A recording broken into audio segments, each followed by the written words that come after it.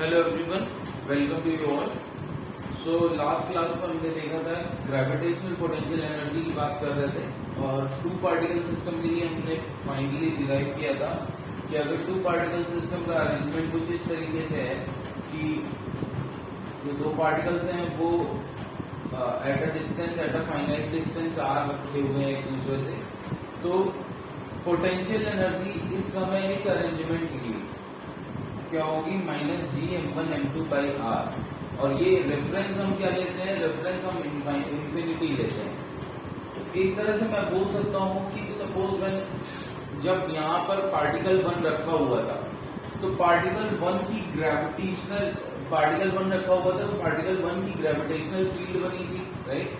Particle 1 की gravitational field बनी थी और फिर ये पार्टिकल 2 को मैं इंफिनिटी से यहाँ तक लेके आया था, ठीक है। तो आई थिंक हमको याद होगा कि फाइनली हमारे पास क्या था, UA minus UB is equal to -Gm1m2 upon, अगर पार्टिकल को B टू A लेके जा रहे हैं तो हमारे पास फॉर्मूला हमारा कुछ इस तरीके से आता है -UA minus UB will be, ठीक है, कुछ इस तरीके से फॉर्मूला आता है। और उसके बाद हम क्या करते हैं, उसके बाद हम B को इंफिनिटी मान लेते हैं, राइट। माइनस साइन बाहर लगा हुआ है तो 1/r ये RB होगा, ठीक है, क्योंकि माइनस साइन मैंने पहले बाहर लगा दी।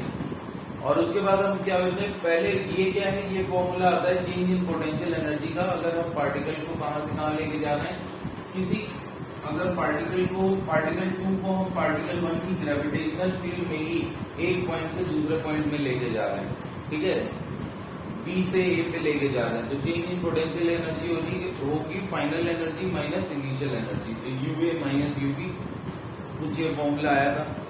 उसके बाद हमने इसको एज्यूम करा था कि सपोज अगर मैं जो पॉइंट B है जहां से हम आ रहे हैं A पे, तो वो पॉइंट B अगर इंफिनिटी पे है तो UB हमारा, क्योंकि ये पार्टिकल 1 की ग्रेविटेशनल फील्ड के बाद इंफिनिटी क्या है, जो कि पार्टिकल 1 के इफेक्ट के बाहर चला जाए, पार्टिकल 1 के ग्रेविटेशनल इफेक्ट के बाहर चला जाए, वो पॉइंट क्या है, वो पॉइंट इंफिनिटी है। तो B को मैंने वो पॉइंट मान लिया था, तो ऑब्वियसली वहां कोई इफेक्ट नहीं है पार्टिकल 1 का, तो UB 0 हो जाएगा, U इंफिनिटी 0 हो जाएगा, क्योंकि पार्टिकल 1 की ग्रेविटेशनल फील्ड का वहां कोई इफेक्ट ही नहीं है, ठीक है। और -Gm1m2 1/RA माइनस 1/इंफिनिटी, तो ये फिर से 0 हो जाएगा।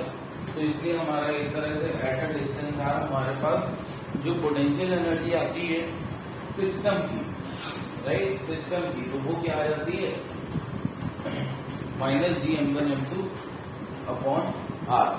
इंफिनिटी का मतलब they are at infinite separation, एक दूसरे से इनफाइनाइट दूरी पे हैं, तो ऑब्वियसली एक दूसरे पे कोई इफेक्ट नहीं डाल रहे थे, तो वहां उस केस में इनकी जो पोटेंशियल एनर्जी होगी वो 0 हो जाएगी। तो वो इनफाइनाइट वाला रेफरेंस लेते हुए हमने निकाला था कि अगर ये एट अ डिस्टेंस आ रहे हैं तो इनकी क्या पोटेंशियल एनर्जी होगी, एब्सोल्यूट पोटेंशियल एनर्जी, राइट, वो हमारा ये आ जाता है, ठीक है। अब हम यहाँ पर समझेंगे कि अगर हमारे पास 3 पार्टिकल सिस्टम है तो पोटेंशियल एनर्जी सिस्टम की क्या होगी, ठीक है। 3 पार्टिकल सिस्टम है सपोज, तो पोटेंशियल एनर्जी सिस्टम की क्या होगी। 3 पार्टिकल सिस्टम है और वो कुछ इस तरीके से अरेंज है, ठीक है। ये मास M1 M2 M3 कुछ इस तरीके से अरेंज है। अब देखिए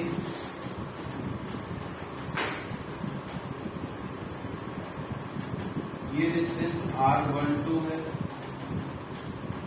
ये डिस्टेंस R13 है और ये डिस्टेंस R23 है। तो इस सिस्टम की पोटेंशियल एनर्जी होगी क्या, ठीक है। इस सिस्टम की पोटेंशियल एनर्जी होगी क्या, राइट। तो देखिए इसमें तो जो भी आप टोटल पोटेंशियल एनर्जी निकालेंगे वो सम होगी किसकी, टेकिंग 2 एट अ टाइम, ठीक है। अब इसको समझने, इसको कैसे समझेंगे, देखिए सबसे पहले क्या है, सबसे पहले सपोज m1 को आप, एक तरह से क्या होता है कि m1 अगर यहाँ पर रखा हुआ है, अब बाकी जैसे जैसे आप पार्टिकल्स लाते जाएंगे इंफिनिटी से इस तरफ, ठीक है, एक पार्टिकल आपने यहाँ रख दिया, उसने अपनी ग्रेविटेशनल फील्ड बनाई, ठीक है, बाकी अब फिर क्या करेंगे, एक एक करके आप दूसरे पार्टिकल को उसकी ग्रेविटेशनल फील्ड में लाएंगे, कहां से, इंफिनिटी से, ठीक है। तो जो वर्क डन होगा बाय द कंजर्वेटिव फोर्स, ठीक है, वही हमारा क्या हो जाएगा, potential energy of the system, ठीक है। मतलब अगर हम दो पार्टिकल की बात करते हैं तो देखिए पहले दो पार्टिकल की कैसे आती है, एक पार्टिकल आता है और वो अपनी ग्रेविटेशनल फील्ड बनाता है, ठीक है।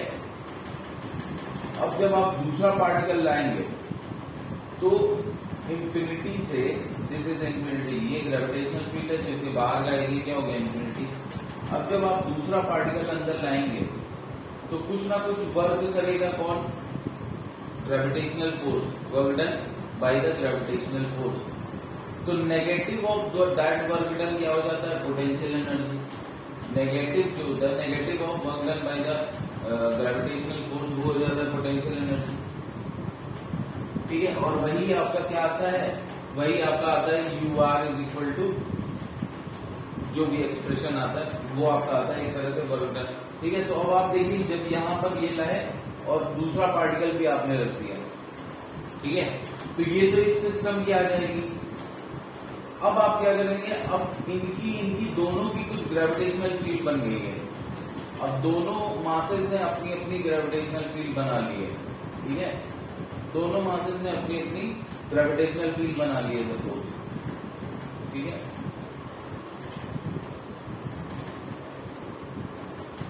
कुछ इस तरीके से ये ब्लैक सेकंड वाला जो पार्टिकल आया इसने अपनी ग्रेविटेशनल फील्ड बना ली और फर्स्ट वाला जो पार्टिकल है इसकी अपनी ग्रेविटेशनल फील्ड बनी हुई है। अब जो थर्ड वाला आप पार्टिकल लाएंगे तो वो जैसे इंफिनिटी से यहां तक लाएंगे इस पॉइंट तक, तो देखिए अब इस पे वर्क दो ग्रेविटेशनल फोर्स करेंगे, इस पे वर्क जो होगा, इस पे इस पार्टिकल के डिस्प्लेसमेंट में जो वर्क होगा वो दो ग्रेविटेशनल फोर्स करेंगे, एक तो इसका वाला और एक इसका वाला, ठीक है। ये दोनों फोर्सेस ग्रेविटेशनल फोर्स, ये दोनों ग्रेविटेशनल फोर्सेस वर्क करेंगे इस पार्टिकल पे, ठीक है। तो इन दोनों का कंट्रीब्यूशन अब आएगा, इन दोनों का कंट्रीब्यूशन अब आएगा किसमें, सिस्टम की पोटेंशियल एनर्जी को चेंज करने में। और जो चेंज इन सिस्टम की पोटेंशियल एनर्जी वो होगा क्या, इंफिनिटी पॉइंट है और ये पॉइंट क्या है, जो भी जहां तक लाए आप ग्रेविटेशनल फील्ड में, तो इंफिनिटी तो जीरो होता है। तो बेसिकली यहाँ पर इस अरेंजमेंट की पोटेंशियल एनर्जी क्या क्या कैसे कैसे आएगी, पहले आप पार्टिकल 2 अंदर लाएंगे तो वो जो ग्रेविटेशनल फोर्स वर्क करेगा वो पोटेंशियल एनर्जी में चेंज होगा किसकी, इस सिस्टम की। फिर पार्टिकल 3 को जब अंदर लाएंगे तो ये दोनों फोर्सेस जो वर्क करेंगे, ये दोनों वर्क जो है ग्रेविटेशनल पोटेंशियल एनर्जी में चेंज होंगे किसकी, सिस्टम की, राइट।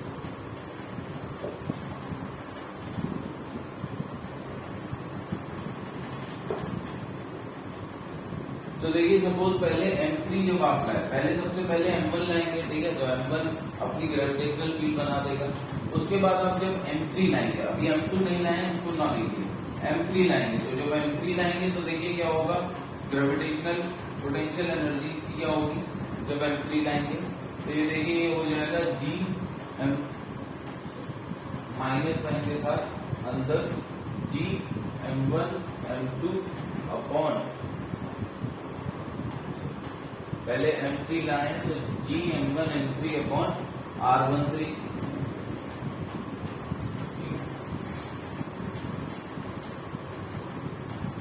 अब देखिए पार्टिकल 2 जब लाएंगे तो ये दोनों फोर्सेस वर्क करेंगे, तो ये दोनों की वजह से पोटेंशियल एनर्जी में चेंज होगा, ठीक है। तो जब आप पार्टिकल 2 लाए तो पहले इन दोनों कॉम्बिनेशन को देखिए, ये वाला फोर्स जो होगा वो क्या दे देगा आपको, g m2 m3 upon r23, और ये वाला जो करेगा इस वो देगा आपको G(m1 m2 अपॉन R1)। तो 3 पार्टिकल सिस्टम, 4 पार्टिकल सिस्टम, कितने भी सिस्टम आए उस समय आपको कैसे सोचना है, उस समय आपको इसी तरीके से सोचना है। पहले एक को ले आए, फिर दूसरे को लाएंगे, ठीक है, तो क्या आएगा, फिर तीसरे को लाएंगे तो वो दोनों की वजह से आएगा। अब सपोज अगर 4 पार्टिकल सिस्टम होता तो चौथे को लाते तो देखिए एक कॉम्बिनेशन इसके साथ बनता है, एक इसके साथ बनता है और एक इसके साथ बनता है, right. So this is then gravitational potential energy, ठीक है। ग्रेविटेशनल पोटेंशियल एनर्जी हमारे यहाँ कंप्लीट होता है। अब नेक्स्ट हम एक कॉन्सेप्ट देखेंगे gravitational potential.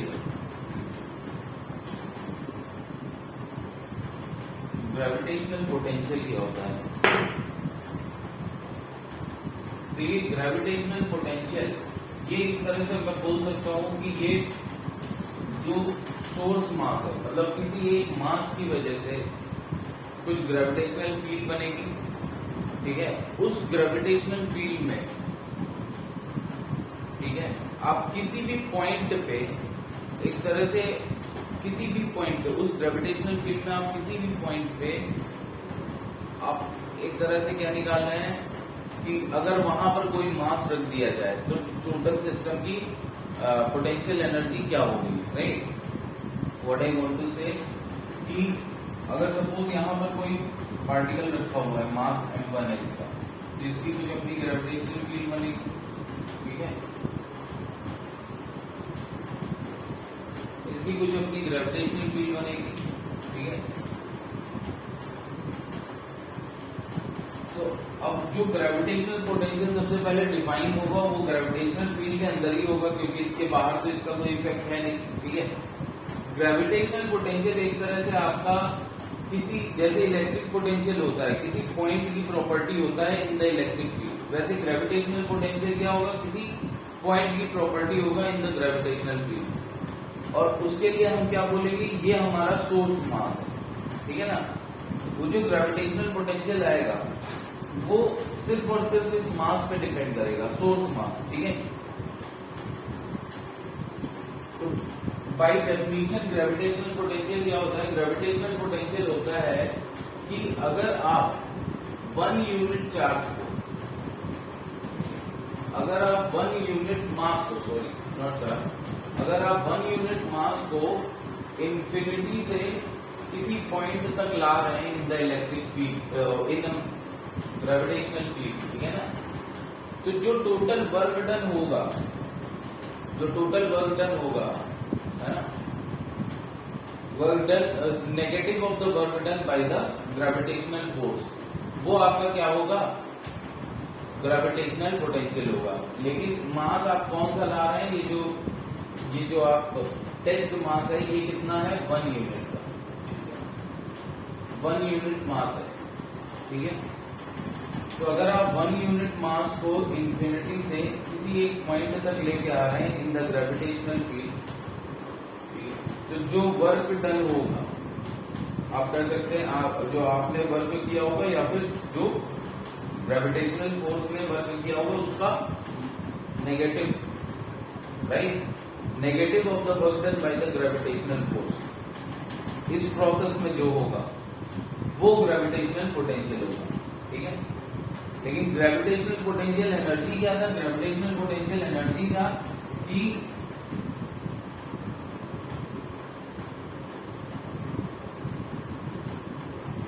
Gravitational potential energy था तब वहां पर हम यूनिट मास नहीं ले रहे थे, हम कोई भी मास ले रहे थे m2, ठीक है, यूनिट मास नहीं ले रहे थे, कोई भी मास ले रहे थे m2।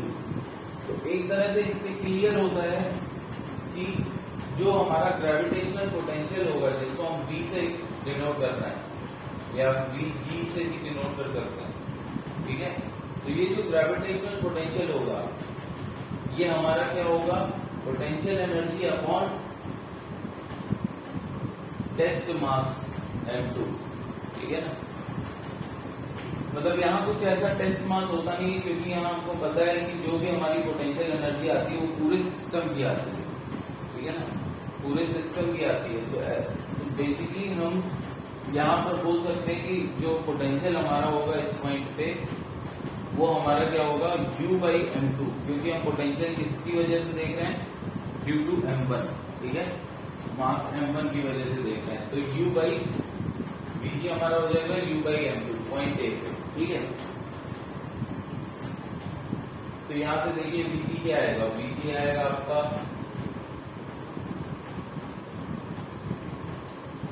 Minus Gm1m2 upon Ra divided by m2, ठीक है। तो m2 m2 कैंसिल हो जाएगा और ये आपके पास आएगा माइनस Gm/Ra।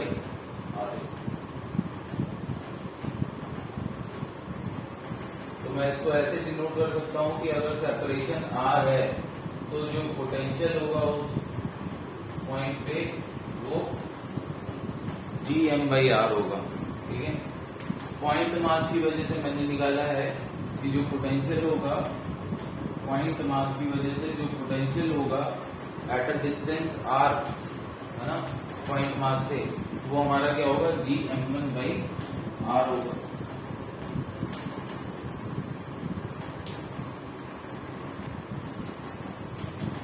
देखिए यहाँ पे कंफ्यूज नहीं होना है, क्यों, क्योंकि देखिए ये जो मैंने U/m2 लिख दिया है, ठीक है, ये आया है आपका, ये जो पोटेंशियल ये बेसिक डेफिनेशन है, और ये किसकी वजह से है, ये है पॉइंट मास की वजह से, ठीक है ना, पॉइंट मास की वजह से, पॉइंट मास की वजह से potential at a distance R, ठीक है। ये जो U/m2 है, देखिए U क्या होता है, U बेसिकली होता है work done, negative of the work done by gravitational force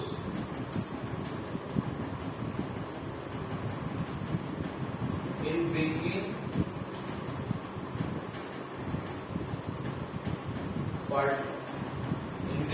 m2 from infinity to A, और A है क्या, A है a point in gravitational field,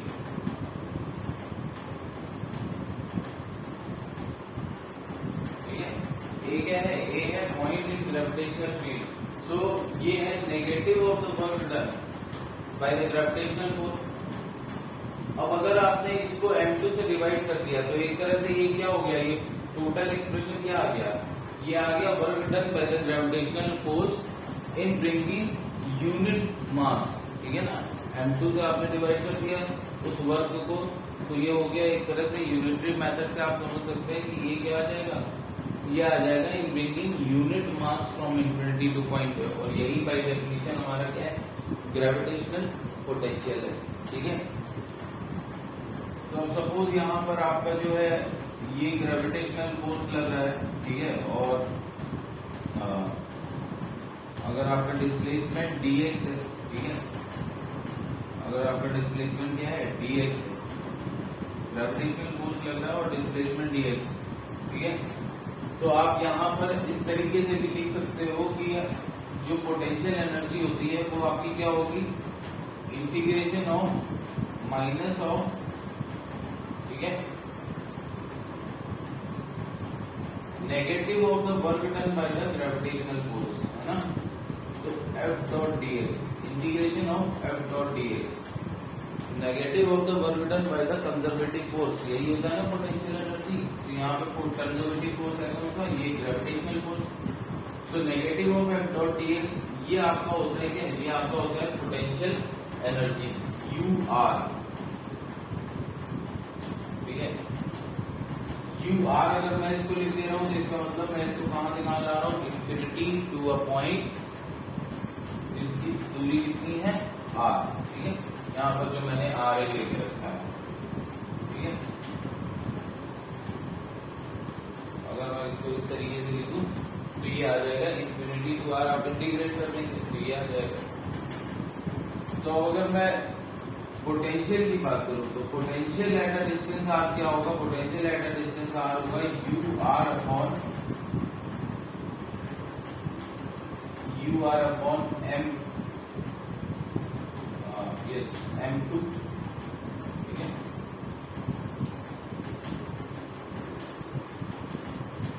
you R upon M2, और ये क्या हो जाएगा, ये हो जाएगा आपका नेगेटिव ऑफ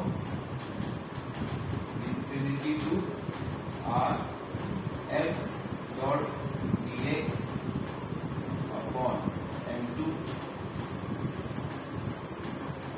M2 देखिए कांस्टेंट है, अंदर भी ले जाएंगे कोई दिक्कत नहीं है, तो इसको अंदर ले जाते हैं, minus of infinity to R F by M2 dot D X, इस तरीके से भी लिख सकते हैं।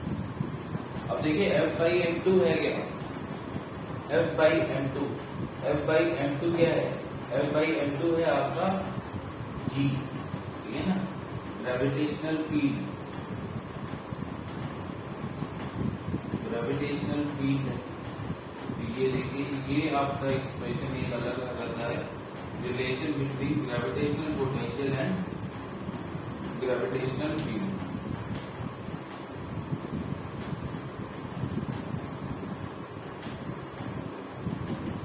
ग्रेविटेशनल पोटेंशियल और ग्रेविटेशनल फील्ड के बीच में भी रिलेशन आ गया, ठीक है।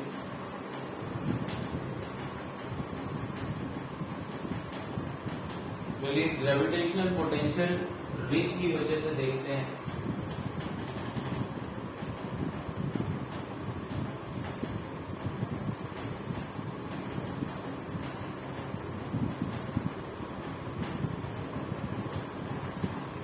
ग्रेविटेशनल पोटेंशियल देखते हैं सेंटर ऑफ द रिंग पे, ठीक है।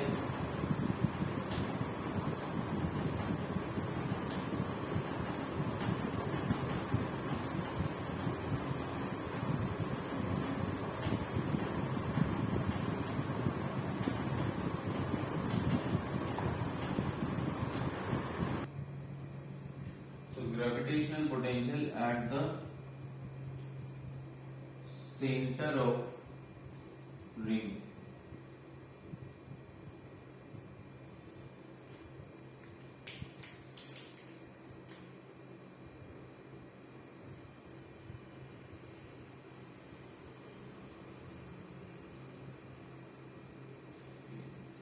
ये हमारी रिंग है, ठीक है। रिंग के सेंटर पे मुझे देखना है ग्रेविटेशनल पोटेंशियल क्या होगा, राइट। तो देखिए अब हमारे पास ये जो फॉर्मूला होता है वी आर, ये हमारा फॉर्मूला जो होता है ये होता है minus G M by R, जहां पर एम क्या होता है, ये पॉइंट मास होता है, ठीक है। लेकिन यहाँ पर रिंग का हमको टोटल मास m दिया है, तो क्या करेंगे, फिर से वही इंटीग्रेशन मेथड, ठीक है ना। तो एक डिफरेंशियल एलिमेंट लेंगे, इस डिफरेंशियल एलिमेंट का मास मान लेंगे क्या है, dm। इस डिफरेंशियल एलिमेंट का मास क्या है, dm। अब इसकी वजह से एट अ पॉइंट जो कि r डिस्टेंस पे है इससे, रेडियस सपोज इसकी r है, ठीक है। तो इसकी वजह से, इस डिफरेंशियल एलिमेंट की वजह से यहाँ पे जो पोटेंशियल होगा वो क्या होगा, वी आर जो आपका आएगा वो क्या आएगा, माइनस, मैं इसको डी वी आर ले रहा हूं क्योंकि ये सिर्फ एक एलिमेंट की वजह से निकाल रहे हैं, तो ये हो जाएगा minus G D M by R, ठीक है। Minus G D M by R हो गया। तो अब पूरी रिंग की वजह से क्या होगा, ग्रेविटेशनल पोटेंशियल वी आर,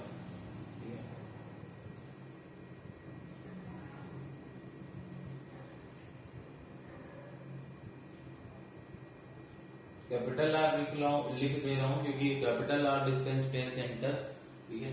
तो ये हो जाएगा, तो अब आप इसको इंटीग्रेट करेंगे तो ये आएगा minus G D M upon R. अब देखिए g और r तो कांस्टेंट है, तो ये बाहर आ जाएंगे, ठीक है। g और r कांस्टेंट है, ये बाहर आ जाएगा, और ये आपका आएगा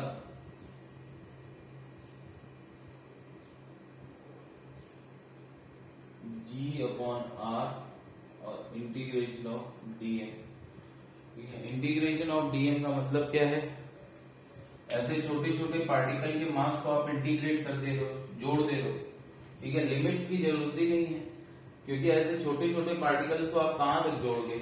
आपको क्लियर है कि ये पूरे सर्किल, ये पूरी रिंग के सरकमफेरेंस पे जोड़ोगे, ठीक है।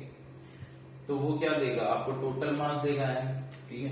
तो रिंग के सेंटर पे भी हमारा देखिए सिमिलर एक्सप्रेशन आ रहा है, जो किसी पॉइंट मास की वजह से आता है किसी डिस्टेंस आर पे, ठीक है। यहाँ पे एक चीज यहाँ पे ये समझनी है कि हमने देखा था रिंग के सेंटर पे टोटल फोर्स क्या होगा, ग्रेविटेशनल फोर्स किसी भी पॉइंट पे इनसाइड अंदर 0 होगा, ठीक है ना। तो टोटल फोर्स रिंग के सेंटर पे 0 आ रहा था, ठीक है। लेकिन जो टोटल पोटेंशियल है, जो ग्रेविटेशनल पोटेंशियल है, वो 0 नहीं होता, ठीक है। ग्रेविटेशनल पोटेंशियल 0 नहीं होता, हालांकि फोर्स 0 होता है। क्यों, फोर्स वेक्टर क्वांटिटी है, ठीक है। तो नेट फोर्स 0 हो जाता है जब आपके जो एलिमेंट्स हैं वो इसको एक मतलब ये वाला एलिमेंट अगर फोर्स इस तरफ लगाएगा तो ये वाला एलिमेंट फोर्स इस तरफ लगाएगा, तो नेट फोर्स कैंसिल हो जाता है, ठीक है। पर पोटेंशियल, ग्रेविटेशनल पोटेंशियल 0 नहीं होता। ग्रेविटेशनल पोटेंशियल की वैल्यू ये होती है सेंटर पे, राइट।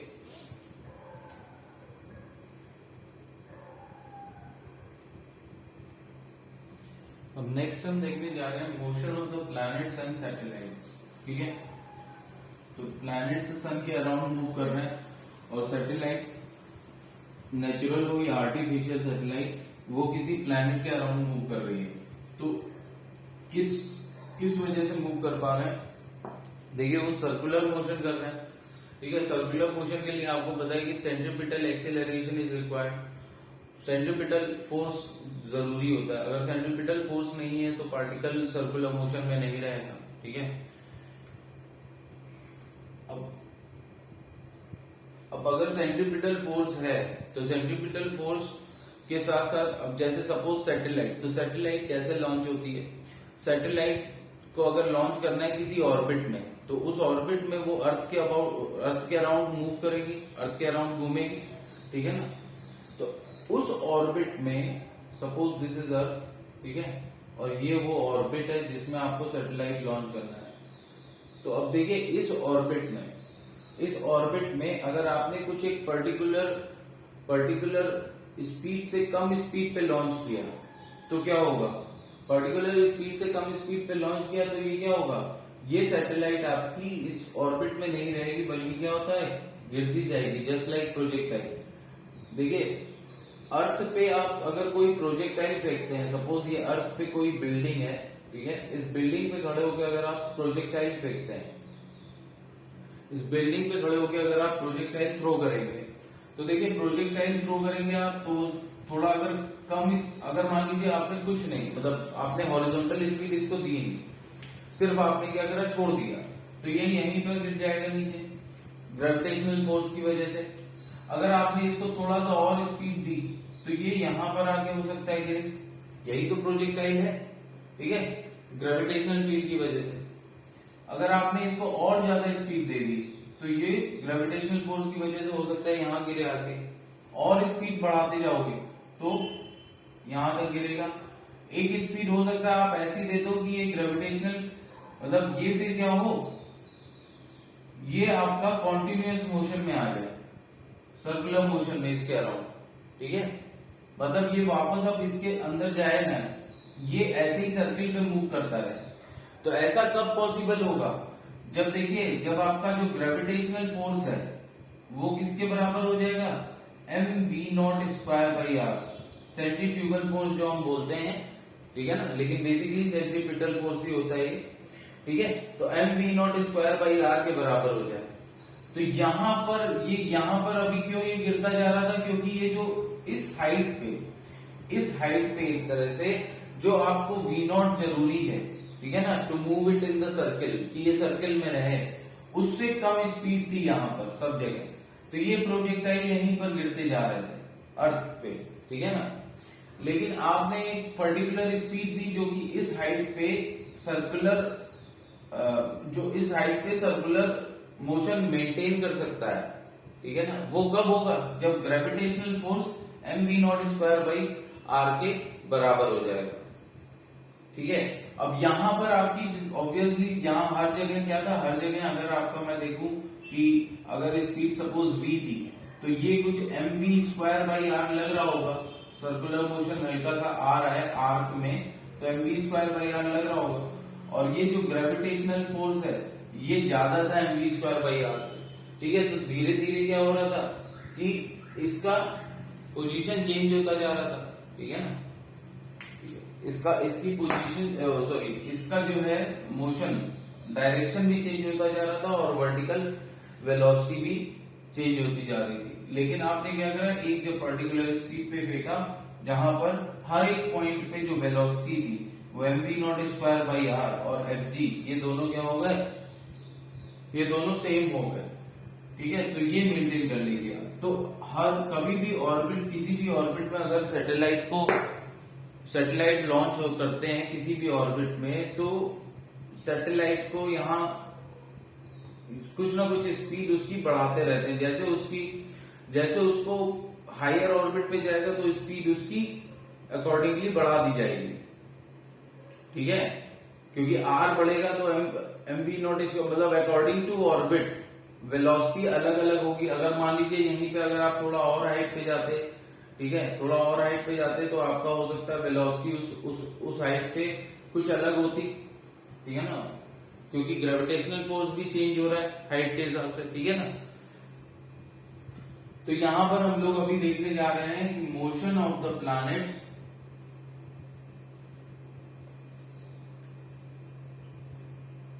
And satellite. उसी के लिए हम कुछ रिलेशन देखेंगे, क्या वेलोसिटी के बीच में, ठीक है ना, वेलोसिटी कितना होगा, टाइम पीरियड कितना लगेगा किसी ऑर्बिट पे रेडियस के साथ, ठीक है। तो यही सब रिलेशन हमको देखना है इसके अंदर। हाँ, दो एजम्पशंस हम यहां मान के चलेंगे, दो एजम्पशन यहां मान के चलेंगे। देखिए, प्लैनेट्स मूव करते हैं अराउंड सन, ठीक है, तो इस केस में प्लैनेट ऑर्बिटिंग बॉडी हो जाएंगे और सन सेंट्रल बॉडी हो जाएगी। सैटेलाइट मूव करते हैं अराउंड द प्लैनेट, ठीक है, तो इस केस में जब हम बात करेंगे तो सैटेलाइट ऑर्बिटिंग बॉडी हो जाएगी और प्लैनेट सेंट्रल बॉडी हो जाएगी, ठीक है। तो हम यहाँ पर जो एजम्पशन की बात कर रहे हैं हम इसी तरीके से कुछ अपने टर्म्स को यूज करेंगे, ठीक है, कि एक सेंट्रल बॉडी होगा, दूसरा ऑर्बिटिंग बॉडी होगा, ठीक है। अब वो प्लैनेट सन है या सैटेलाइट प्लैनेट है वो अकॉर्डिंगली आप अप्लाई कर सकते हैं उन दोनों में, ठीक है। तो दो एजम्पशन है, पहला ये है कि जब हम सेंट्रल बॉडी, कोई एक सेंट्रल बॉडी और एंड एक ऑर्बिटिंग बॉडी की बात कर रहे हैं, ठीक है, एक सेंट्रल बॉडी और एक ऑर्बिटिंग बॉडी की बात कर रहे हैं, तो हम सिर्फ और सिर्फ इन्हीं दोनों के बीच में लगने वाला ग्रेविटेशनल फोर्स, ठीक है, इन्हीं दोनों के बीच में लगने वाले ग्रेविटेशनल फोर्स को, ग्रेविटेशनल फोर्स के इफेक्ट को देखेंगे, ठीक है। बाकी आसपास कितने भी प्लैनेट्स हैं, कितने भी सैटेलाइट्स हैं, उनके आपस में जो ग्रेविटेशनल इफेक्ट हैं उसको हम नेग्लेक्ट कर देंगे, उनको हम नेग्लिजिबल मानेंगे, ठीक है।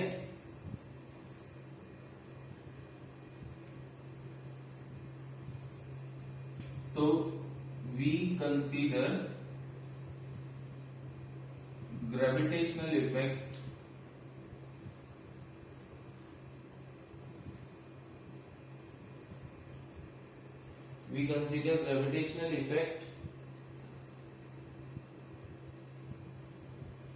between the orbiting body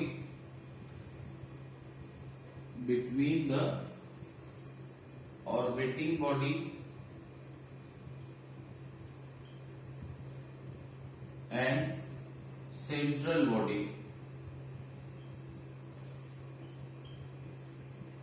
between the orbiting body and central body,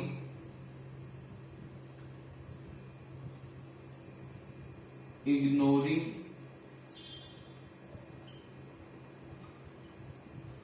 the perturbing effect, perturbing मतलब disturbing effect, ठीक है, ignoring the disturbing effect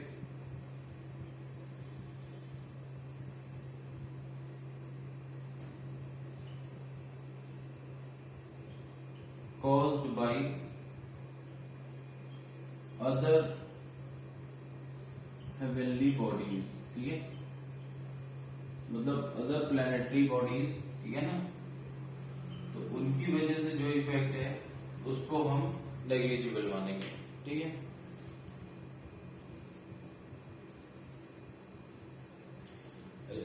दूसरा हमारा क्या होता है कि दूसरा हम ये मानते हैं कि जो हमारी सेंट्रल बॉडी है that is much heavier than the orbiting body, ठीक है। तो जो म्यूचुअल इंटरेक्शन होगा उसमें मोशन सिर्फ और सिर्फ किसका होगा, ऑर्बिटिंग बॉडी का, और सेंट्रल बॉडी रेस्ट पे रहेगी। बट एग्जैक्टली ऐसा नहीं होगा, मतलब होता नहीं है ऐसा। एक्चुअली कुछ ना कुछ सेंट्रल बॉडी भी रोटेट करती है, ठीक है, थोड़ा बहुत रोटेशन सेंट्रल बॉडी का भी होता है, लेकिन और ये दोनों किसके अबाउट रोटेट करते हैं, अपने सेंटर ऑफ मास के अबाउट। लेकिन क्योंकि हम मान लेते हैं कि जो सेंट्रल बॉडी है, central body is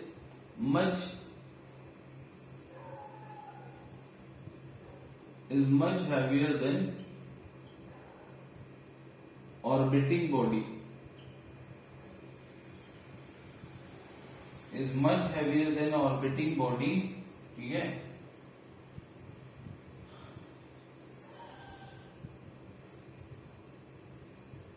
So we can assume, है ना, so central body जो होता है remains at rest while orbiting body moves around it, right? Central body remains at rest while orbiting body moves around it, right? Rotates around it और revolution करती है इसके, ठीक है। तो ये दो एजम्पशन के साथ अब हम बाकी रिलेशन देखेंगे, ठीक है।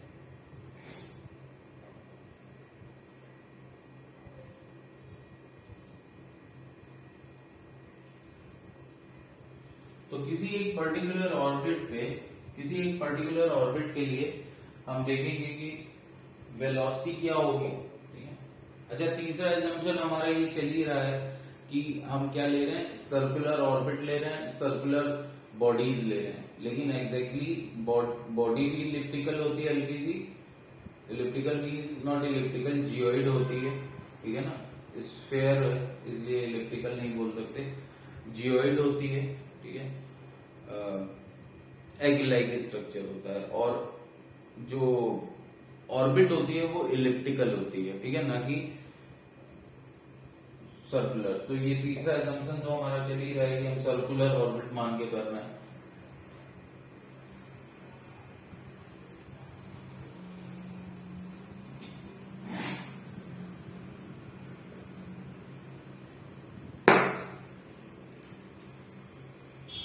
तो अब सबसे पहले हम देख रहे हैं कि स्पीड ऑफ ऑर्बिटिंग बॉडी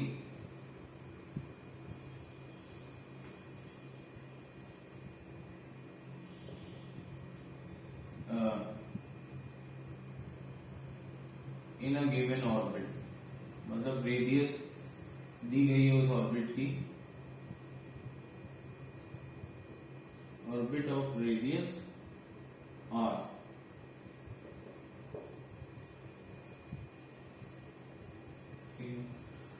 तो सपोज ये आपकी जो है ये प्लैनेटरी बॉडी है कैपिटल एम, ठीक है, और ये सैटेलाइट है, ठीक है। तो कैपिटल एम और ये हैवियर बॉडी, ठीक है। अब ये अगर मैं स्फेरिकल बॉडी ले रहा हूं तो देखिए ऑब्वियसली यहां पर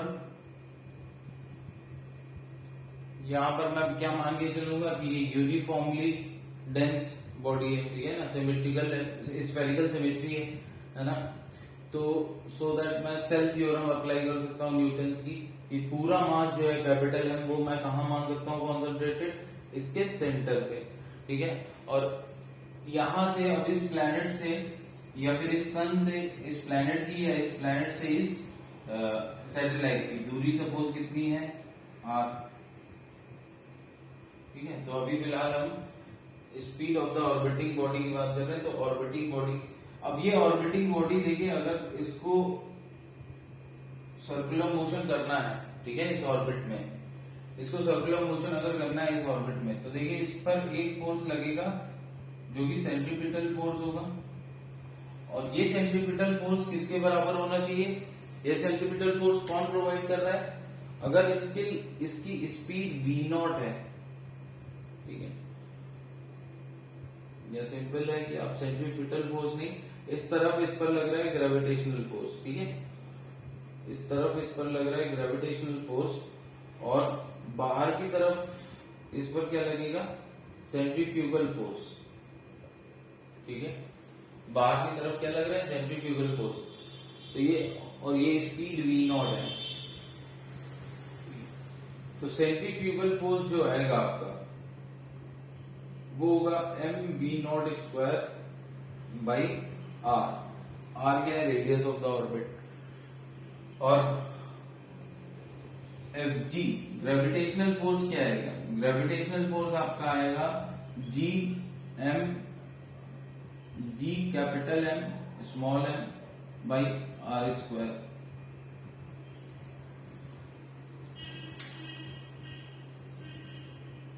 अब दोनों को आप इक्वेट कर देंगे, ठीक है ना।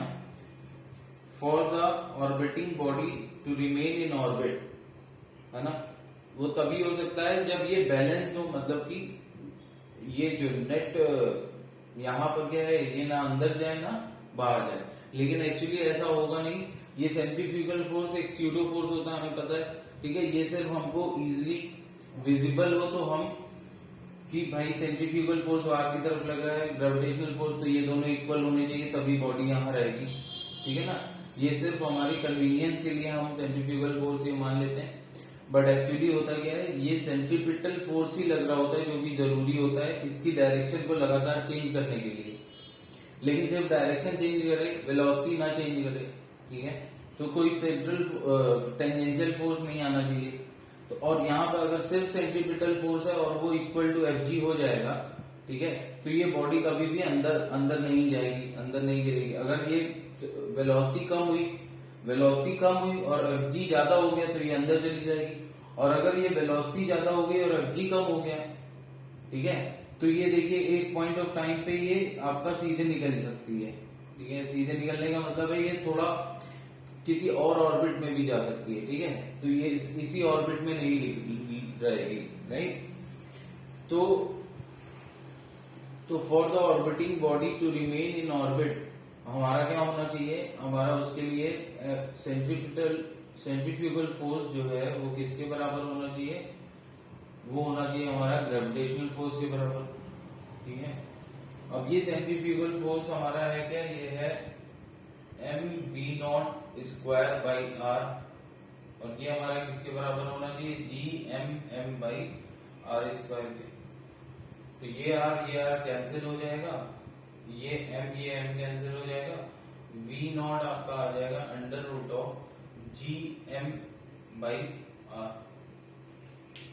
तो किसी एक गिवन ऑर्बिट पे, ठीक है ना, जहां पर g क्या है? g है यूनिवर्सल ग्रेविटेशनल कांस्टेंट, m क्या है? m है mass of the central body, और r क्या है? रेडियस ऑफ द ऑर्बिट, ठीक है।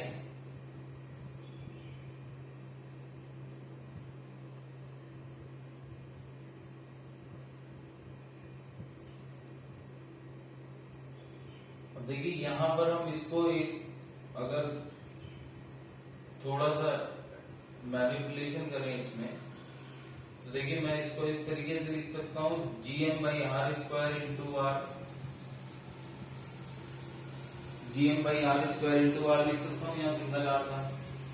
अब ये जो gm बाई आर स्क्वायर है, ये gm बाई आर स्क्वायर जो है ये है क्या? gm बाई आर स्क्वायर ये है ग्रेविटेशनल फील्ड इस पॉइंट पे, इस ऑर्बिट पे ग्रेविटेशनल फील्ड या फिर एक्सेलरेशन ड्यू टू ग्रेविटी इस ऑर्बिट पे, ठीक है। तो ये v0 हमारा क्या हो जाएगा? v0 हमारा हो जाएगा अंडर रूट जी आर, ठीक है। तो अगर बॉडी को किसी ऑर्बिट में सर्कुलर मोशन में रहना है तो ये स्पीड उस ऑर्बिट में होना जरूरी है, राइट।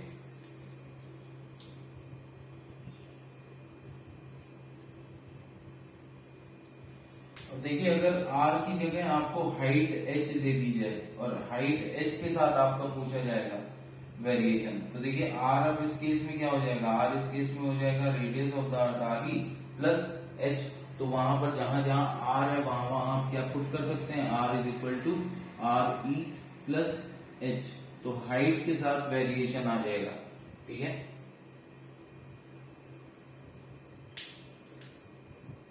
उसके बाद अब देखते हैं एंगुलर स्पीड क्या होगी, ठीक है। ये तो लीनियर स्पीड थी, ठीक है ना, वी नॉट क्या था, लीनियर स्पीड। तो अब एंगुलर स्पीड देखते हैं ऑर्बिटिंग बॉडी की। एंगुलर, इस ऑर्बिट में एंगुलर स्पीड क्या होगी ऑर्बिटिंग बॉडी की। तो सपोज अगर ओमेगा है एंगुलर स्पीड ऑर्बिटिंग बॉडी की, तो देखिए क्योंकि ये सर्कुलर मोशन कर रहा है तो मैं लिख सकता हूं v not is equal to R omega, ठीक है। तो ओमेगा हमारा क्या हो जाएगा, v नॉट अपॉन आर, ये क्या हो जाएगा under root G M by R, और ये 1 बाई आर ये इधर, ठीक है। v नॉट की वैल्यू ये हो गई। आप इसको अंदर ऐसे भी भेज सकते हैं कि under root G M by R cube, क्योंकि आर स्क्वायर के फॉर्म में अंदर जाएगा, तो ये हो जाएगा under root G M by R cube. और फिर यहां से देखिए ये क्या हो जाएगा under root G M by R square into are,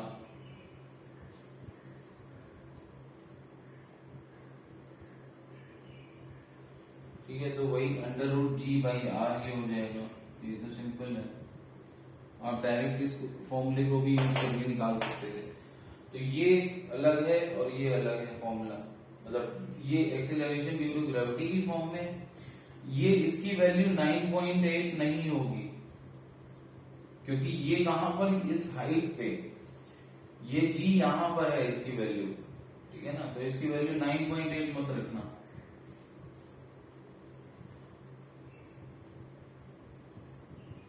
अब आर की जगह आप यहां पर भी क्या रख सकते हैं, आर ई प्लस एच, ठीक है।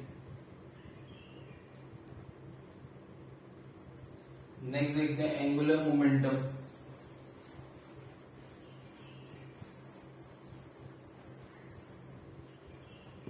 एंगुलर मोमेंटम क्या होगा,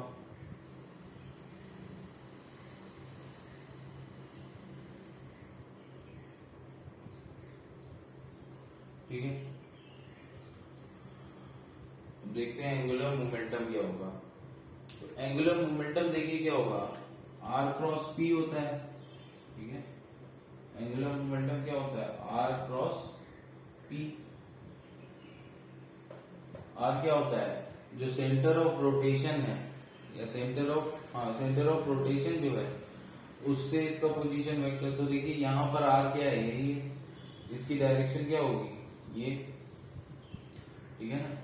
इस तरफ आर है और पी किस तरफ होगा, इस तरफ होगा। अब ये दोनों परपेंडिकुलर हैं तो आर क्रॉस पी होगा क्या, मैग्नीट्यूड की अगर मैं बात करूं तो ये क्या आ जाएगा आर पी, ठीक है ना। पी क्या है, पी है लीनियर मोमेंटम, तो मैं लिख सकता हूं ये हो जाएगा आर एम वी नॉट, ठीक है। आर एम वी नॉट हो गया, और वी नॉट की वैल्यू क्या है under root G M by R, ठीक है। तो यहां पर हो जाएगा M R under root G capital M by R, ठीक है।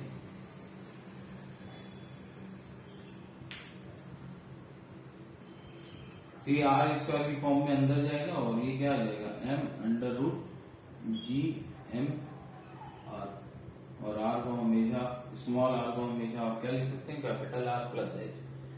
तो ये आपका एंगुलर मोमेंटम आ गया।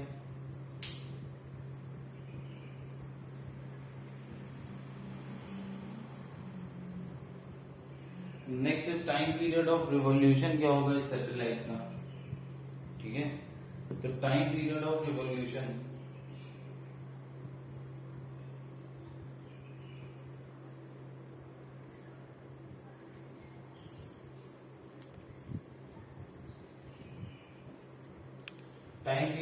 रिवॉल्यूशन सैटेलाइट का क्या होगा?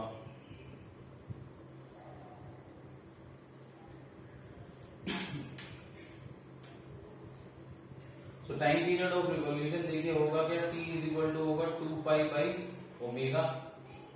तो t इज इक्वल टू हमारा क्या हो जाएगा, टोटल 2 पाई, एक चक्कर लगाने में जो टाइम लगता है वही टाइम पीरियड होता है ना, 2 pi upon under root G M by R cube.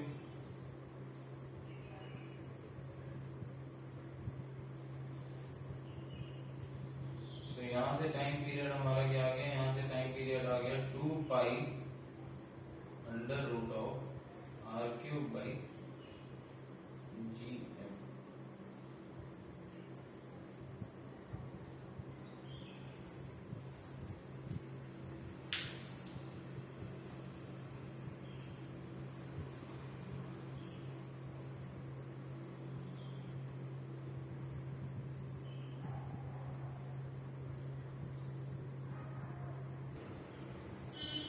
Next देखिए हम देखते हैं height of the geostationary satellite. ठीक है,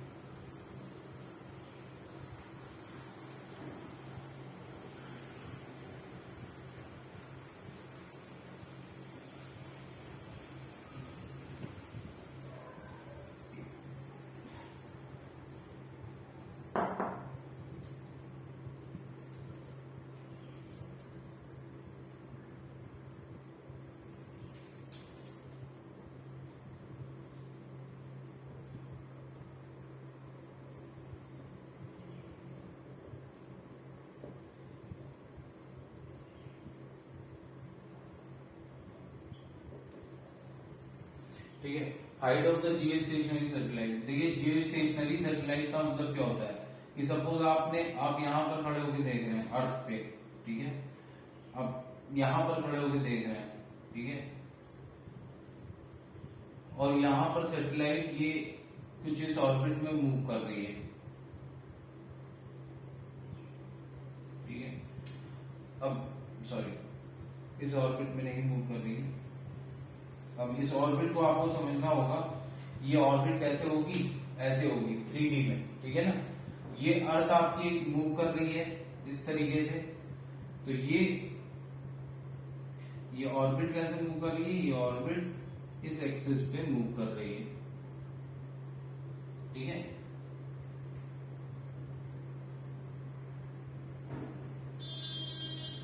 सेम एक्सिस के अबाउट आपकी ऑर्बिट जो है कुछ इस ऑर्बिट में, ये जो सैटेलाइट है वो आपकी सेम एक्सिस के अबाउट इस ऑर्बिट में मूव कर रही है, हॉरिजॉन्टल ऑर्बिट, राइट, ठीक है, हॉरिजॉन्टल ऑर्बिट में मूव कर रही है, अर्थ इस तरीके से मूव कर रही है। जियो स्टेशनरी का मतलब होता है कि जब भी आप किसी एक पॉइंट से अर्थ के किसी भी एक पॉइंट से आप सैटेलाइट को देखो यूजिंग टेलीस्कोप, आप सैटेलाइट को देखो तो सैटेलाइट आपको एक ही पोजीशन पे दिखे, स्टेशनरी, मतलब ये भी आपके साथ साथ जैसे जैसे आप मूव कर रहे हो ये भी आपके साथ साथ मूव कर रही हो, ठीक है।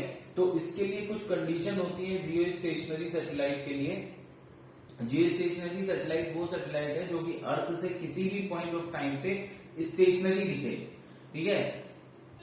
अब देखिए अर्थ मूव कर रही है तो इसका मतलब है जैसे जैसे अर्थ मूव कर रही है ये भी ऐसे ऐसे मूव कर रही है, ठीक है ना, ये भी वैसे ही मूव कर रही है। तो ये तो एक तो सेम एक्सिस, अर्थ की एक्सिस के अबाउट रोटेट करे, ठीक है ना। तो इसकी कंडीशन क्या है कि एक तो ये सर्कुलर ऑर्बिट पे रोटेट करे, क्योंकि हम अर्थ को सर्कुलर मान रहे हैं तो सर्कुलर ऑर्बिट होनी चाहिए।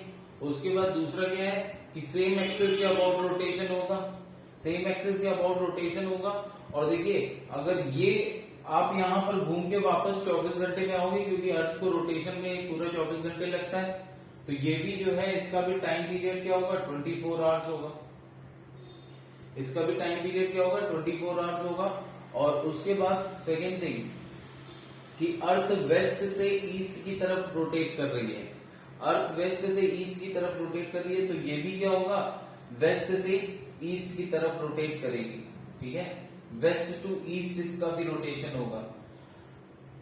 एंड द फोर्थ थिंग जो कि बहुत ही इंपॉर्टेंट है, देखिए आपकी अगर आपकी अर्थ कुछ इस तरीके से, ये अगर आपकी अर्थ है राइट, तो इसकी ऑर्बिट देखिए, एक तो ये इस प्लेन में हो सकती है, ठीक है, इस प्लेन में हो सकती है, इस प्लेन में हो सकती है, ठीक है, ये ऑर्बिट हो सकती है इसकी, ठीक है।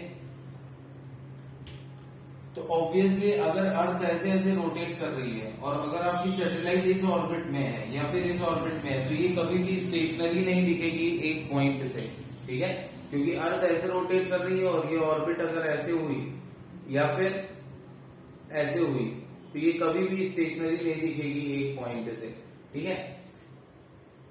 तो ये कहां पॉसिबल है, ये तभी पॉसिबल है जब अर्थ ऐसे रोटेट कर रही है और सैटेलाइट भी ऐसे रोटेट करे, मतलब अर्थ ऐसे रोटेट कर रही है तो सैटेलाइट भी ऐसे ही रोटेट करे।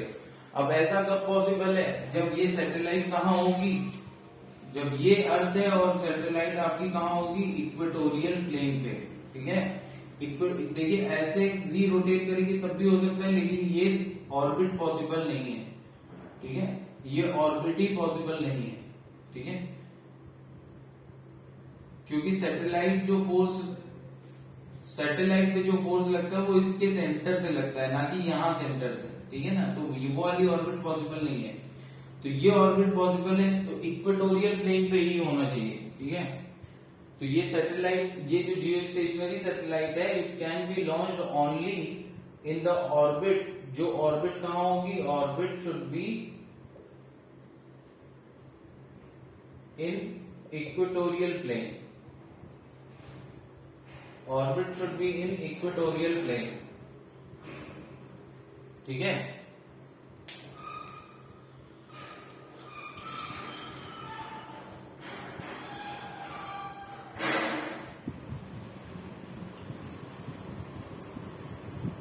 तो अब इसकी हाइट अगर मुझे चाहिए, ठीक है, तो हाइट यहां पर अब क्या होगी, हाइट यही हाइट है h, ये क्या है r,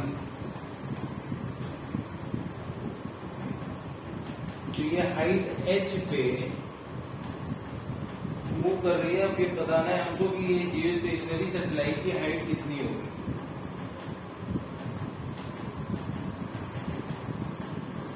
तो यहां से सबसे पहले हम क्या लगाएं, हम वही अपना कि जो सेंट्रीपिटल फोर्स है वो किसके बराबर होगा, ग्रेविटेशनल फोर्स के बराबर होगा।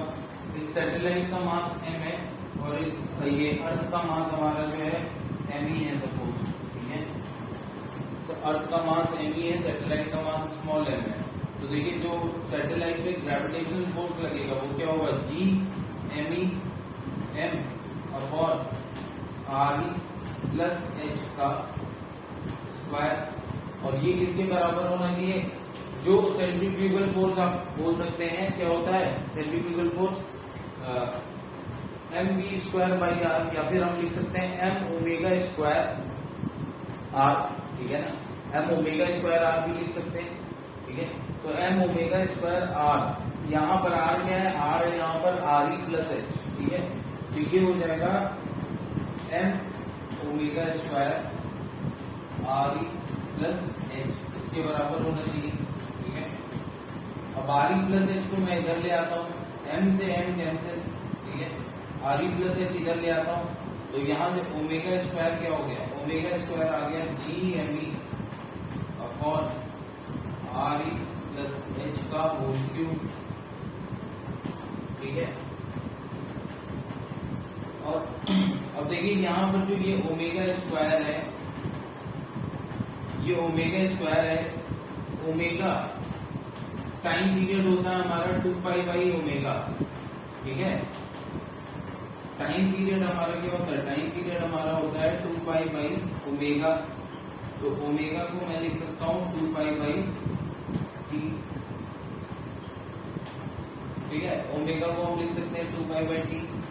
ये वैल्यू आप यहाँ पर पुट करेंगे तो देखिए ये क्या आएगा, ये आ जाएगा आपका 2 पाई बाई टी का होल स्क्वायर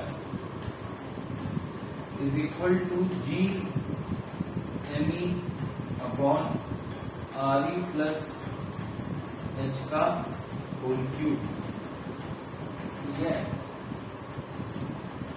जी M E upon R E plus H का whole cube.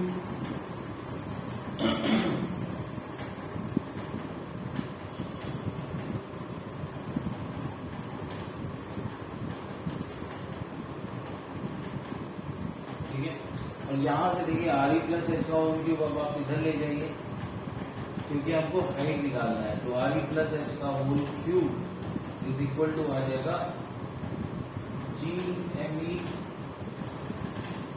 T square upon 2 pi square. यहां से क्यूब हटाएंगे तो इस पर पावर आ जाएगी 1/3।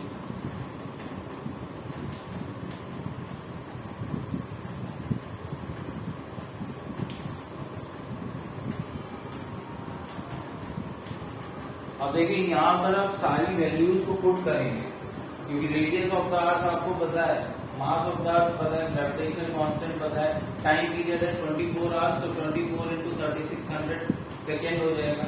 ठीक है, और 2 पाई की वैल्यू पता है। ये सारी वैल्यू रखेंगे तो आपका जो हाइट आएगा वो हाइट अप्रोक्सीमेटली कितना आता है, वो हाइट अप्रोक्सीमेटली आता है 3600 किलोमीटर्स, राइट। तो अप्रोक्सीमेटली आपकी हाइट कितनी हो जाती है 36,000 किलोमीटर, सॉरी 3600 और नीचे होगा 36,000 किलोमीटर। ठीक है, यह आपकी हाइट आ जाती है अप्रोक्सीमेटली।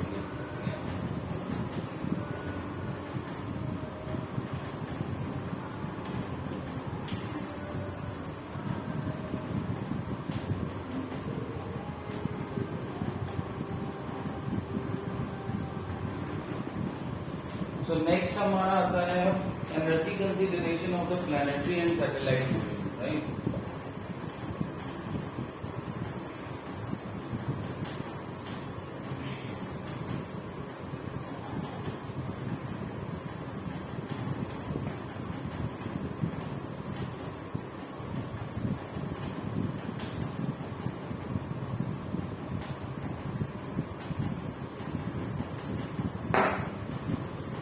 एनर्जी कंसीडरेशन ऑफ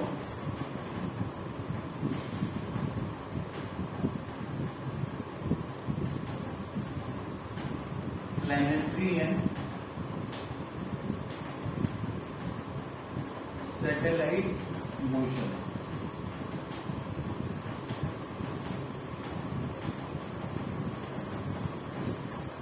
ठीक है, energy consideration of planetary and satellite motion हमको देखना है। ठीक है, तो सपोज ये आपका प्लैनेट है या जो भी सेंट्रल बॉडी है, राइट, और ये आपकी ऑर्बिटिंग बॉडी है। ठीक है, और इनके बीच में अभी सेपरेशन कितना है, radius of the orbit R, radius of the orbit R. ठीक है, तो अब देखिए ये इस पोजीशन पे जो इनकी पोटेंशियल एनर्जी होगी, इस पूरे सिस्टम की जो पोटेंशियल एनर्जी होगी वो क्या होगी, इस पूरे सिस्टम की जो पोटेंशियल एनर्जी होगी वो होगी GMM/R, राइट।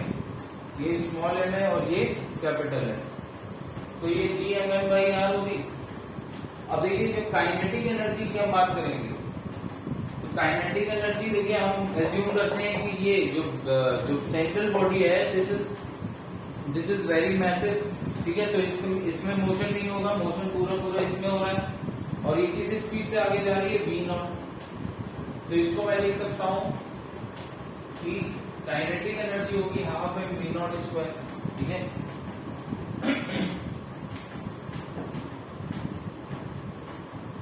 अब देखिए v0 हमने अभी थोड़ी देर पहले कैलकुलेट किया था कि v0 हमारा क्या होता है, v0 होता है √GM/R। ठीक है, v0 हमारा क्या होता है GM/R। तो यहाँ से काइनेटिक एनर्जी हमारी क्या आ जाएगी, काइनेटिक एनर्जी हमारी आ जाएगी वी नॉट स्क्वायर आप करोगे तो half M, V not square करोगे तो जी एम बाई आर हो जाएगा। ठीक है, तो यहां से ये जो काइनेटिक एनर्जी आती है वो क्या हो जाएगा, G capital M small M by 2r। ठीक है, तो ये काइनेटिक एनर्जी है और ये पोटेंशियल एनर्जी है।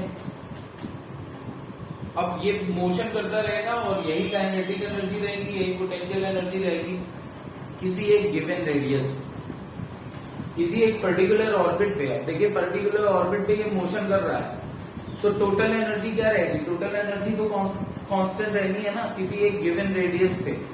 क्यों कांस्टेंट रहनी है, क्योंकि कोई डिसिपेटिंग फोर्स है नहीं, रेजिस्टेंस है नहीं, फ्रिक्शन है नहीं, सर्कल पे मूव कर रही है।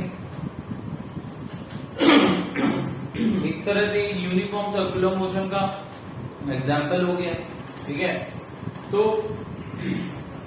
जो आपकी टोटल एनर्जी आएगी वो क्या होगी, टोटल एनर्जी होगी kinetic energy plus potential energy किसी भी पॉइंट पे, किसी भी मूवमेंट पे, किसी भी टाइम पे, kinetic energy plus potential energy. Kinetic energy है G M by 2r, potential energy है minus G M by R.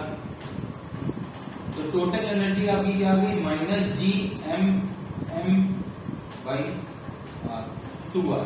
ठीक है ना, नेगेटिव। तो टोटल एनर्जी देखिए नेगेटिव आ रही है।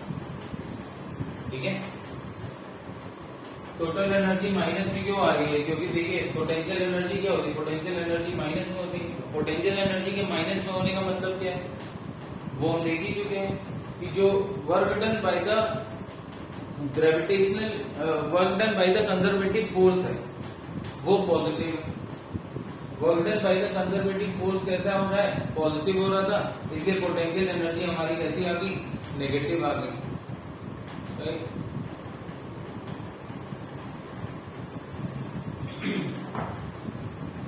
तो अगर अब मैं ग्राफ देखूं इसका,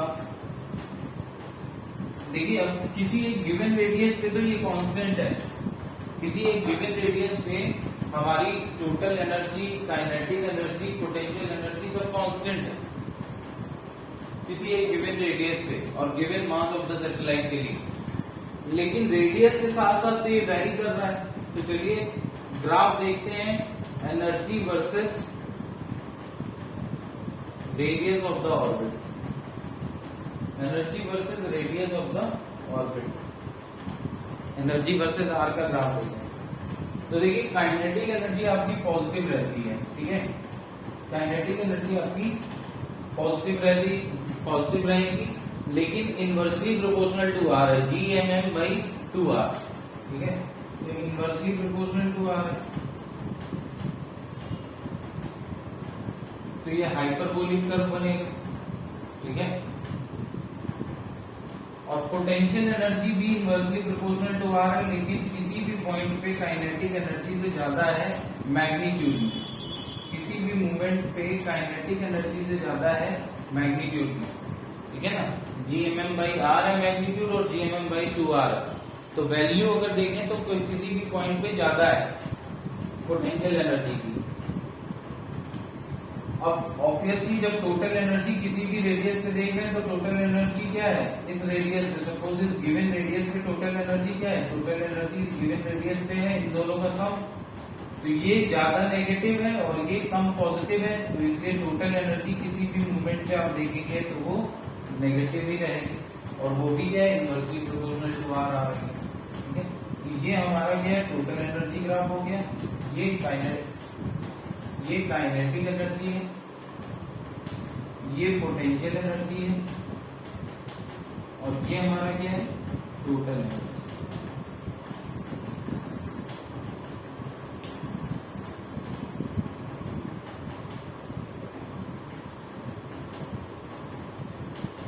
नेक्स्ट हम आते हैं एस्केप वेलोसिटी। एस्केप वेलोसिटी ये होती है,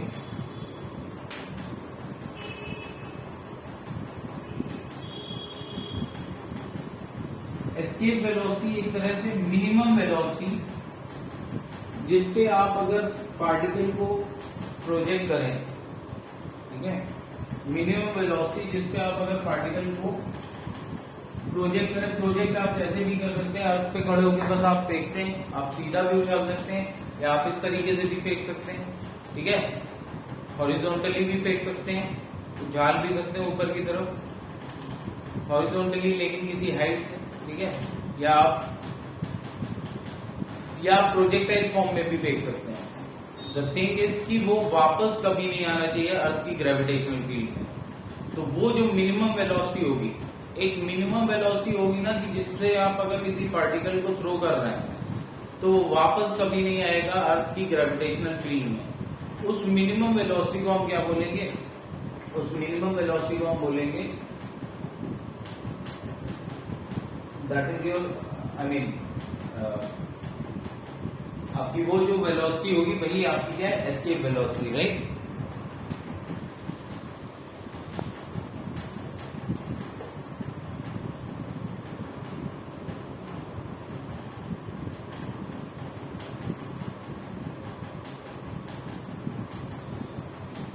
तो सपोज ये अर्थ है, अब आप अर्थ पे कहीं पर भी खड़े होके सपोज कोई पार्टिकल को फेंक रहे हैं, ठीक है, आप कैसे भी फेंक रहे हैं, आप ऐसे भी फेंक सकते हैं, ऐसे भी फेंक सकते हैं, राइट, प्रोजेक्टाइल में भी फेंक सकते हैं, ठीक है, कैसे भी हॉरिजॉन्टली भी फेंक सकते हैं, ठीक है, कहीं पर भी। अब ये ऑब्वियसली ये क्या है, ये अर्थ है, तो सपोज आप इक्वेटर पे खड़े होके भी फेंक सकते हैं, ठीक है, यहाँ खड़े होके अगर ऐसे फेंक रहे हैं, ऐसे फेंक रहे हैं, ऐसे भी फेंकिए, ठीक है, डिपेंड नहीं करता है डायरेक्शन पे एस्केप वेलोसिटी की वैल्यू। क्यों? क्योंकि अभी जो हम जिस तरीके से निकालेंगे क्लियर हो जाएगा। तो सपोज आप अर्थ से जब भी किसी एक पर्टिकुलर वेलोसिटी पे, अच्छा एस्केप वेलोसिटी है क्या, मिनिमम वेलोसिटी, ठीक है, ये एस्केप वेलोसिटी है मिनिमम वेलोसिटी जिसपे आप पार्टिकल को थ्रो कर रहे हैं और particle will never return to the gravitational field, ठीक है, तो ये मिनिमम वेलोसिटी है। अब देखिए होगा क्या, आपने सपोज अर्थ से फेंका और ये अर्थ की ग्रेविटेशनल फील्ड है, ठीक है, ये अर्थ की ग्रेविटेशनल फील्ड की लिमिट है सपोज, ठीक है, जिसके बाद अर्थ की ग्रेविटेशनल फील्ड नेग्लिजिबल है, इसके बाहर इंफिनिटी है।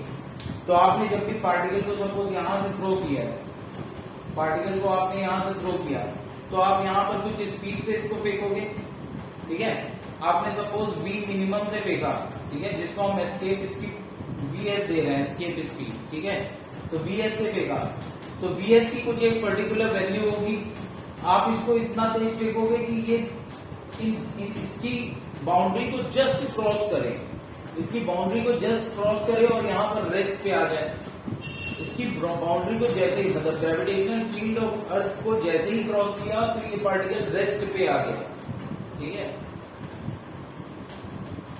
और अगर आपने, तो ये एक तरह से एस्केप कर गया ग्रेविटेशनल फील्ड को अर्थ की, लेकिन अगर आपने थोड़ा सा स्पीड और ज्यादा कर दी मान लो, तो भी एस्केप कर जाएगा, तो भी एस्केप कर जाएगा। और उस उस समय जब आपने इसको थोड़ा और ज्यादा स्पीड से फेंका तो एस्केप भी कर जाएगा, और साथ ही साथ जब यहां पहुंचेगा तो इसके पास कुछ ना कुछ अपनी एक वी फाइनल कुछ स्पीड यहां होगी, यहां रेस्ट पे नहीं आएगा, ठीक है।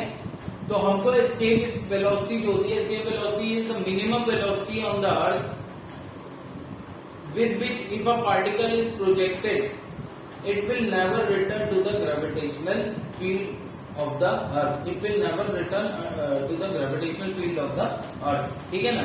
तो वो मिनिमम वेलोसिटी, तो जब मिनिमम वेलोसिटी हम निकालेंगे तो ऑब्वियसली उसका मतलब क्या हुआ है कि यहाँ पर पार्टिकल की वेलोसिटी जैसे ही इसने क्रॉस किया, हम एज्यूम कर रहे हैं कि वेलोसिटी जो होगी पार्टिकल की 0 हो जाएगी, ठीक है। जस्ट इसको इतनी वेलोसिटी हमने दी है, इतनी वेलोसिटी पे इसको प्रोजेक्ट किया है कि जैसे ही ये बस क्रॉस करे तुरंत रेस्ट पे आ जाए, बस minimum velocity that is sufficient to cross the gravitational field, ठीक है। तो उस वेलोसिटी से हमने फेंका है। तो अब देखिए इसको हम क्या करेंगे, इसको हम सॉल्व करेंगे एनर्जी प्रिंसिपल से। एनर्जी प्रिंसिपल में हम मानेंगे कि जो टोटल एनर्जी पार्टिकल की यहाँ है और टोटल एनर्जी जो यहाँ है वो कांस्टेंट है। टोटल एनर्जी पार्टिकल की जो यहाँ पर है और टोटल एनर्जी जो यहाँ पर है वो कैसी है, कांस्टेंट है, ठीक है। ऐसा तभी हो सकता है जब बीच में जो रेजिस्टेंस लगेगा इसको, डिसिपेटिव फोर्सेस को हम जीरो माने, तभी एनर्जी कांस्टेंट कंजर्व रहती है, ठीक है ना। मतलब टोटल एनर्जी यहाँ पे कौन सी, सिर्फ काइनेटिक एनर्जी और पोटेंशियल एनर्जी, ठीक है, जो कि मैकेनिकल एनर्जी हम बोल सकते हैं। तो टोटल मैकेनिकल एनर्जी को मान रहे हैं, है ना। टोटल एनर्जी तो डिसिपेटिव होंगे फोर्सेस तब भी कंजर्व रहेगी, क्योंकि टोटल एनर्जी में उस केस में रेजिस्टेंस या फिर फ्रिक्शन की वजह से पैदा होने वाली हीट वो भी एनर्जी में ही आ जाती है। तो टोटल एनर्जी तो हमेशा कंजर्व रहती है, लेकिन यहाँ पर हम जो टोटल एनर्जी बात कर रहे हैं वो है टोटल मैकेनिकल एनर्जी, जो कि क्या होता है, सिर्फ और सिर्फ kinetic energy and potential energy. तो वो हमारी यहाँ पे हम कंजर्व मान रहे हैं, मतलब यहाँ पर जो है टोटल एनर्जी हमारी कांस्टेंट रहेगी, ठीक है। तो पहला एजम्पशन एस्केप वेलोसिटी निकालने में क्या हो गया कि बीच में रेजिस्टेंस, जो एयर रेजिस्टेंस होगा उसको नेग्लेक्ट करना, ठीक है।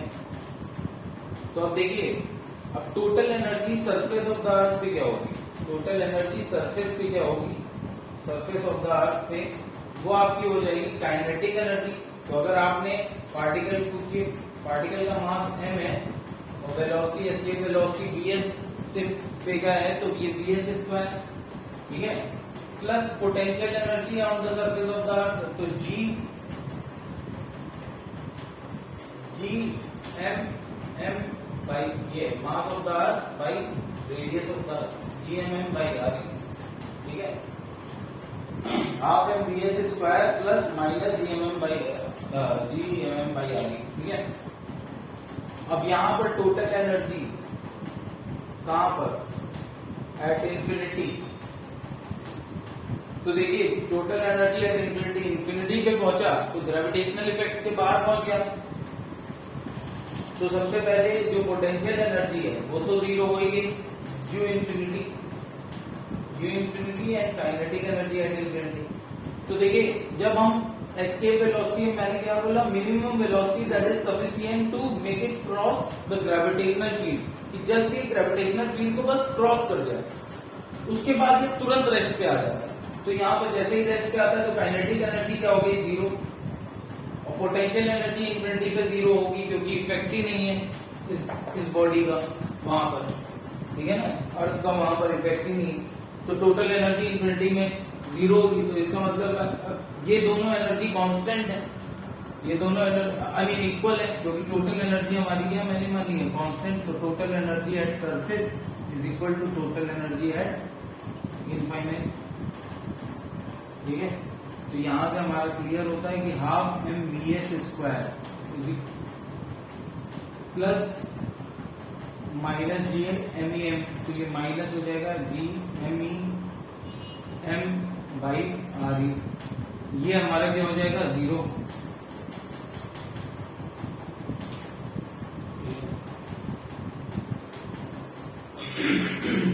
तो यहां से देखिए vs हमारा आ जाएगा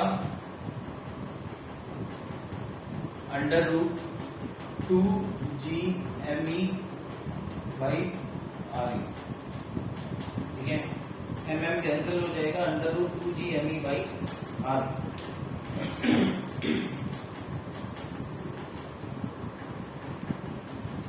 और ये जब आप वैल्यू रखेंगे तो ये लगभग आएगा आपका 11.2 किलोमीटर पर second on the surface of the earth. मतलब आप सरफेस ऑफ द अर्थ से अगर लॉन्च कर रहे हैं पार्टिकल को, कि वो तो एस्केप वेलोसिटी होगी 11.2 किलोमीटर पर सेकेंड। अच्छा, अब यहाँ पर देखिए किसी भी डायरेक्शन में आप फेंकिए, प्रोजेक्टाइल फॉर्म में फेंकिए तो, लेकिन आपने एस्केप स्पीड में फेंका है तो देखिए वो ऐसे क्रॉस कर जाए, ठीक है।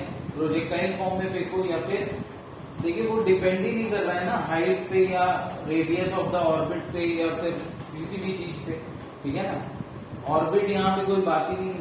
ये जो है मैंने बताया है कि फील्ड, ठीक है ना, ग्रेविटेशनल फील्ड की मैक्सिमम लिमिट मैंने एक तरह से बस एज्यूम करके दिखाई है कि समझाने के लिए कि इंफिनिटी पे क्या होगा, तो वेलोसिटी जब यहाँ पर आपकी मिनिमम स्पीड होगी, ठीक है। तो आप किसी भी डायरेक्शन में फेंकिए वो क्रॉस कर जाएगा, ठीक है ना, क्रॉस कर जाएगा अगर आपने ग्रेविटेशनल फील्ड को अगर आपने इस स्पीड से फेंका है, ठीक है।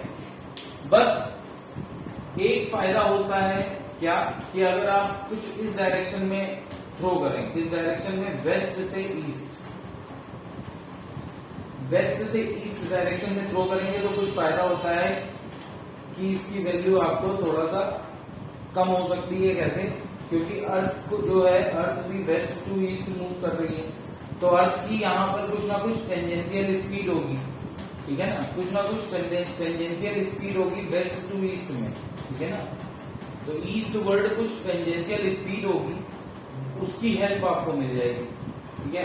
तो आप जब थ्रो करेंगे प्रोजेक्टाइल को तो कुछ जो टेंजेंशियल स्पीड ये अर्थ की होगी, ठीक है ना, वो आपको सपोर्ट कर देगी, ठीक है, वो आपको सपोर्ट कर देगी। और तो बस ये है कि ईस्ट, अगर आप ईस्टवर्ड थ्रो कर रहे हैं या वेस्टवर्ड थ्रो कर रहे हैं, इन दोनों केस में थोड़ा सा चेंज होगा एस्केप वेलोसिटी का। वो भी क्यों?